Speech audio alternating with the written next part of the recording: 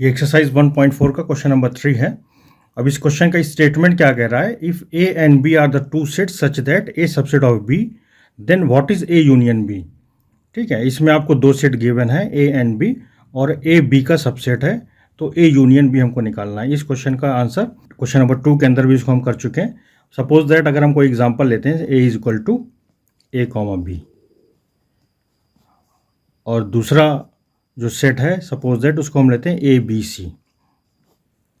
अब A B का subset होने की कंडीशन क्या है, ए बी का सबसेट तब होगा जब ए के सारे एलिमेंट बी के अंदर प्रेजेंट हों और बी के अंदर कुछ एक्स्ट्रा एलिमेंट भी पॉसिबल हो सकते हैं।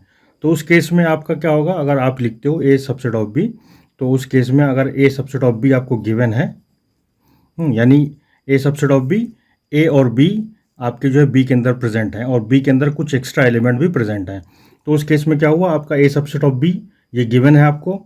तो अगर आपको ये कंडीशन गिवन है ए सबसेट ऑफ बी, तो ए यूनियन बी आपका क्या होगा, ए यूनियन बी आपका क्या होगा, ए के एलिमेंट हैं आपके ए कॉमा बी और अब इसका जो थर्ड एलिमेंट होगा ए यूनियन बी का वो आपका आएगा सी, है ना, बी में से आपका ये कॉमन हो गया। तो ये क्या एलिमेंट, ये क्या सेट बना आपका, अगर आप इसको ध्यान से देखो तो ये आपका बी बना।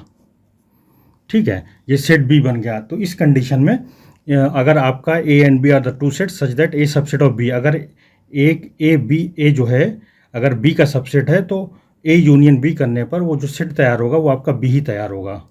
क्लियर है।